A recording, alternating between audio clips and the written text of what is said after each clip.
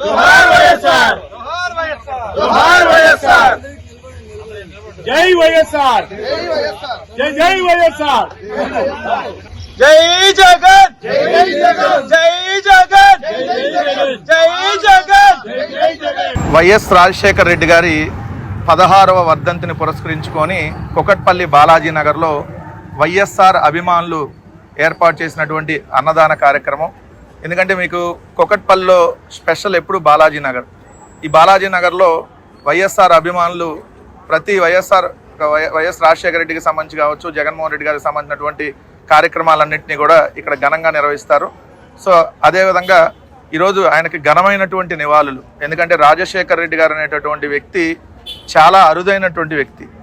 ఎందుకంటే మనకి 79 సంవత్సరాల స్వాతంత్ర భారతదేశ చరిత్రలో ఉమ్మడి ఆంధ్రప్రదేశ్లో రాజశేఖర రెడ్డి గారు లాంటి గొప్ప నాయకుడిని మనం ఎప్పుడూ చూసుండం. ఎందుకంటే నార్మల్గా మేమందరం పొలిటికల్లోనే ఉన్నాం, పొలిటికల్ పార్టీలో ఒక లీడర్గా ఎదుగుతారు. కానీ రాజశేఖర రెడ్డి గారు ఒక లీడర్గా పొలిటికల్ పార్టీలో ఎదుగుతూ రాజకీయాలకు అతీతంగా హీరో అయినటువంటి వ్యక్తి ఎవరైనా ఉన్నారంటే అది one and only Rajasekhara Reddy గారు. రాజకీయాలకు అతీతంగా సేవలు అందించి ఆయన దగ్గరకు వస్తే అది తెలుగుదేశమా లేదంటే ఇంకో పార్టీయా కూడా ఎప్పుడు చూడ్డు.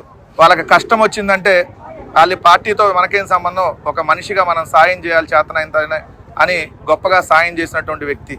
ఈరోజు లక్షలాది మంది ఇంజనీర్లు అయ్యి విదేశాల్లో ఉద్యోగాలు చేస్తున్నా, లేదంటే ఇక్కడ మన ఇండియాలో ఉద్యోగాలు చేస్తున్నా, ఐటీ ఉద్యోగులుగా అనేక మంది ఇక్కడ అయ్యారు అని అంటే అది రాజశేఖర రెడ్డి గారు పెట్టినటువంటి ఫీజు రియంబర్స్మెంట్ విద్య అనేది ఖచ్చితంగా మనం చెప్పొచ్చు. ఈరోజు గుండె ఆపరేషన్లు, గుండెకు చిల్లు పడినటువంటి ఎవరినన్నా పిల్లల్ని చూస్తే అరే రాజశేఖర రెడ్డి గారు ఉంటే బాగుండే, ఇది స్కీమ్ రాజశేఖర రెడ్డి గారు కదా తీసుకొని వచ్చిందని చెప్పి అందరికీ గుర్తొచ్చేటటువంటి అంశం. ఏదైతే రైతులకు సంబంధించి ఈరోజు ఎక్కడ రైతును చూసినా రాజశేఖర రెడ్డి గారు గుర్తొస్తారు. ఎందుకంటే ఉచిత విద్యుత్తో పాటు రైతు రుణాలన్నీ బేషరతుగా రోజు మాఫీ చేసి రైతుల గుండెల్లో చిరస్థాయిగా నిలిచిపోయాడు. మహిళలను చూస్తే డ్వాక్రా మహిళలు కానీ వీళ్ళందరికీ ఒక అన్నగా, ఓ తమ్ముడుగా రాజశేఖర రెడ్డి గారు గుర్తొస్తారు.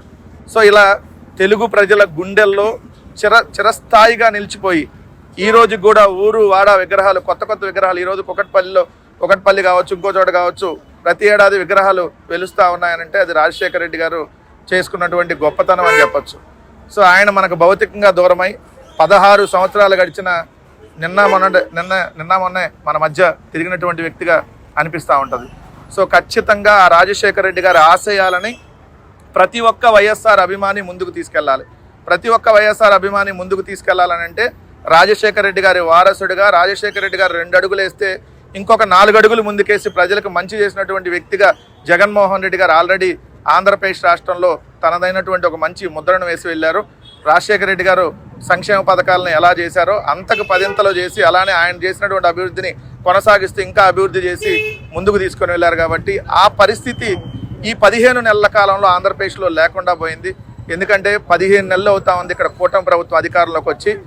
ఏదైతే ప్రజల గుండెల్లో చిరస్థాయిగా ఇక్కడ మీకు కనపడుతున్నటువంటి రాజశేఖర రెడ్డి గారు ప్రజల గుండెల్లో ఎలా చిరస్థాయిగా నిలిచిపెట్టినట్టు అటువంటి వ్యక్తి విగ్రహాలను కూడా ధ్వంసం చేస్తూ ఉంది ఈ అరాచక కూటమి ప్రభుత్వం ఆంధ్రప్రదేశ్ రాష్ట్రంలో.